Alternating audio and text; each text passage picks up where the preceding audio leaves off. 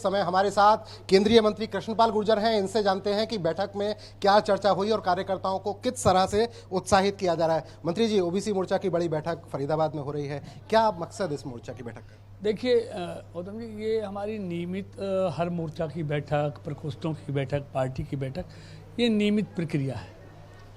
तो आज इस बार जो ओबीसी मोर्चा प्रदेश की बैठक इस बार फरीदाबाद में हमारे यहाँ के ओबीसी मोर्चा ने के संयोजन में यहाँ पर आमंत्रित हो रही है। तो इसमें ओबीसी मोर्चा को ग्राम स्तर तक ले जाना, बूथ तक ले जाना, उन परिवार तक पार्टी को पहुँचाना, ऐसा ओबीसी परिवार प्रदेश और देश में कोई ना बचे जहाँ भाजपा ना हो। और आज देखिए, देश में 50% ओबीसी समाज है और आज उनका अधिकतर विश्वास मोदी जी के साथ है, भारतीय जनता पार्टी के साथ है। उस विश्वास को और बढ़ाना, और उसके लिए मोदी जी की सरकार ने, मनोहर जी की सरकार ने बहुत योजनाएं बनाई हैं और योजनाएं बनाई, उनका 100% सैचुरेशन हुआ है, उन तक पहुंची हैं। तो मैं सबकी चर्चा नहीं, चाहे बच्चों के लिए छात्रवृत्ति की बात हो, ट्यूशन फीस की बात हो, एब्रॉड में शिक्षा की बात हो, चाहे जो पिछड़ा वर्ग आयोग को उनको संवैधानिक दर्जा देना हो, शक्तियाँ देने की बात हो, जो वर्षों से 50 साल में नहीं मिला वो मोदी जी की सरकार ने दिया।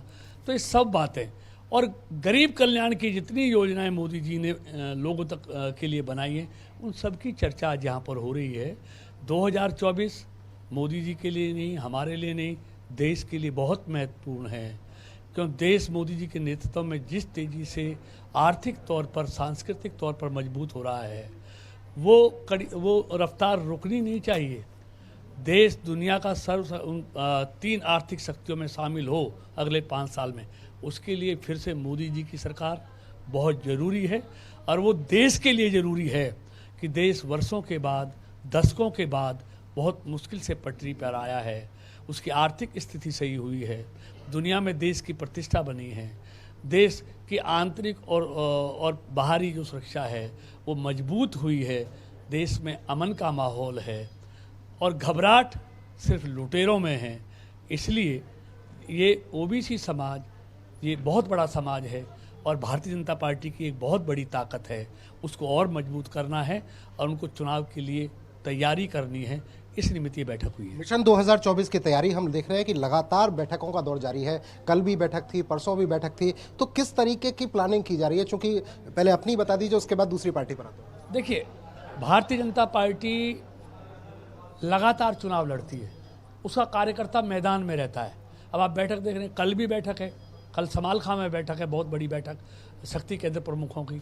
तो भारतीय जनता पार्टी लगातार लोगों के बीच में और सक्रिय रहती है, उसके लिए हर समय सक्रिय रहती है और हमेशा चुनावी मोड में रहती है। तो अब 2024 का जो हमारा टारगेट है, वो हम निश्चित तौर पर पहले से ज़्यादा सीटें मोदी जी के नेतृत्व में जीतेंगे, ये हम संकल्प के साथ काम कर रहे हैं। बीजेपी की बात करते हैं तो हमें याद आती है इनेलो की परिवर्तन यात्रा। इनेलो के अभय चौटाला परिवर्तन यात्रा निकाल रहे हैं, वो कह रहे हैं 2024 में बड़ा परिवर्तन होगा। देखिए, सबका अपना अपना काम है, वो तो परिवर्तन यात्राओं में कितने लोग आ रहे हैं आपको देखने को मिल रहा है। और परिवर्तन क्या करेंगे? आजमाए हुए को लोग नहीं आजमाते। भारतीय जनता पार्टी की जहाँ जहाँ सरकारें हैं, वहाँ विकास है, वहाँ सुशासन है, इसलिए बार बार लोग भारतीय जनता पार्टी को मौका दे रहे हैं। और ये कांग्रेस की जो बात करते हैं, हाथ से हाथ जोड़ो की जब कांग्रेस की बात करते हैं तो कांग्रेस की क्या करेंगे? क्योंकि बिना उसके ये बात पूरी नहीं हो। देखिए, मैं जानता नहीं गौतम जी, फरीदाबाद में हाथ से हाथ जोड़ो यात्रा आप जरा ढूंढ के, चिराग लेके ढूंढो, कहीं चल रही है क्या?